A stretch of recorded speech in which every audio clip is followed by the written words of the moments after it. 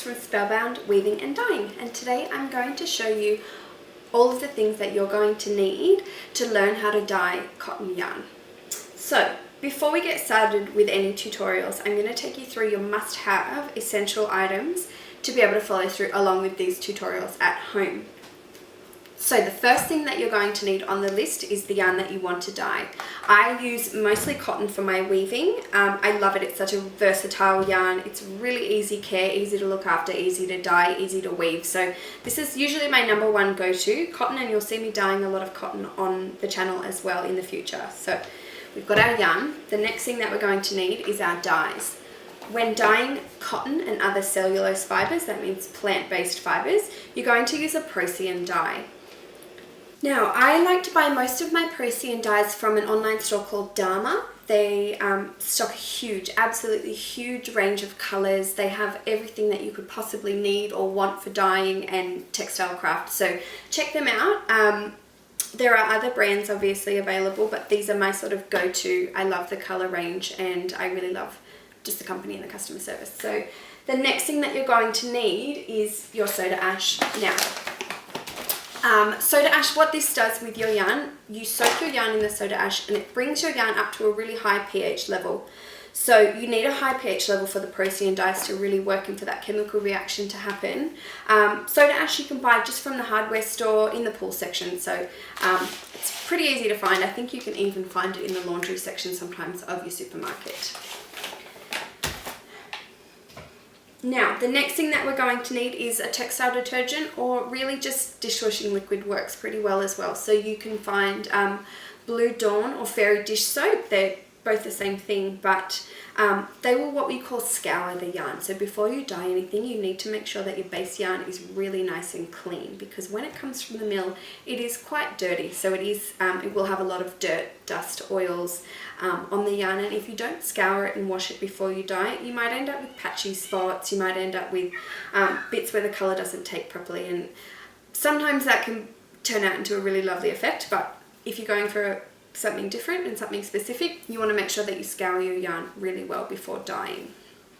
This is one that I really urge you not to skip, and it is quite an important thing if you are dyeing and weaving at home, is to get something that's going to protect your lungs, protect your airways. So this is just a basic mask. It's a I use a Vogue mask. I think it's really cute, but this is just going to protect your lungs, protect your airways from these dye particles when you're mixing up your colours. So it's really important to make sure you work in a well ventilated space and make sure that you are protecting your airways. And speaking of protection, another thing that you're probably going to want are a good pair of gloves. I used to use the really flimsy sort of plastic gloves, and I would always end up with like 1 or 2 fingers would be bright blue at the end of the day. So a good pair of gloves that you can use when you're mixing up your soda ash, when you're mixing up your dyes, and especially when you're working that dye in with your hands, because Procion dyes are a little bit different in terms of stainage. They will stain everything. It'll wash off eventually, but you don't always want to have blue hands at the end of the day when you've been dyeing. So the last few things that you need, and these aren't all essential things, but I definitely recommend them. They're going to make your dyeing way more fun. They're going to make it way easier and just less mess, more fun. More fun for dyeing, less time prepping.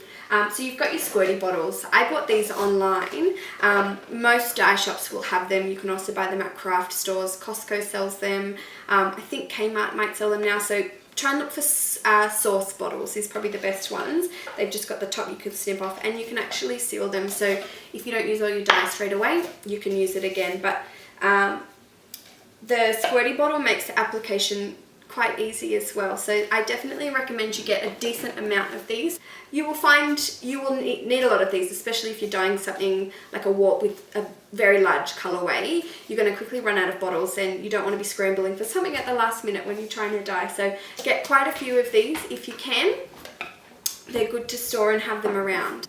Another thing that you're going to want is to get some measuring spoons. So I've just got like a little 4 set that nestle into each other. When you are dyeing, it's really important that you have your separate cooking stuff and your separate dyeing stuff. So make sure you just write on it what it's for, and that makes sure that nobody accidentally uses it when you're baking a cake or...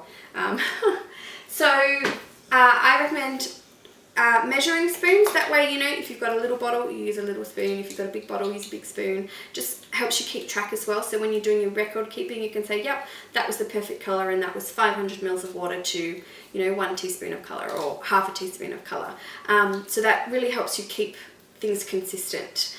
When you're mixing with your squirty bottles, I also recommend using a funnel. It just makes way less mess. So you can put your funnel in, your dye powder goes in, it doesn't go everywhere, you're not wasting dye powder either, and then your water can go in on top. So you've got your squirt bottles, you've got your funnel, you've got your measuring spoons. So the last couple of things that you're going to want some paper towel. This is just, you're just going to want lots of it, just as much paper towel as you can hoard. Buy it in bulk at Costco, whatever. It just helps to keep things tidy. The last thing that you want is just to have a huge mess and have colour accidentally touching where you don't want it to go and colours blending together, and it just makes cleanup at the end a lot easier as well. So make sure you have lots of paper towel handy, especially once you get started and you've got dye all over your hands. You don't want to have to be opening cupboards, you know, with dye all over your hands and getting it all over the kitchen or your dye space. So paper towel is a must. Last but not least, I love these little eyedroppers. I find them really, really fun, and they come in handy when you want just a little bit of dye. You know, maybe you want a couple of spots or a couple of speckles or a little stripe somewhere or whatever, and you don't want to risk pouring out too much out of your squirt bottles or not getting it exactly where you want it. So you can just suck up a little bit of dye and really control where you want to put it on your dye job. So these are pretty easy. They say that they're disposable, but they're super easy to wash and reuse. So that's something that I definitely recommend. You don't need them, but it's a lot of fun to be able to play around with different techniques and different effects with the brushes and the eyedroppers. Okay, so we've covered everything that we need that is an essential item for dyeing cotton fibre with Procion dyes. I'm going to pop some information down below on where you can buy yarn, where you can buy the dye. Everything else is pretty stock standard that you can get from the supermarket, from, you know, off online as well. Things like the squirt bottles are probably cheaper to buy online, especially if you don't live in the United States. So if you want to follow along, feel free to subscribe. I'm going to be doing some yarn dyeing tutorials. I'm going to be showing off my studio. I'm going to be showing some of my works in progress as well. And if you wanted to follow along the weaving side of my business, you can have a look at Spellbound Weaving on Instagram or Facebook, and I'll pop the links for those below. If there's anything you'd like to see, or if you have any questions, feel free to leave them below in the comments and I'll answer them as best as I can. See you next time. Bye.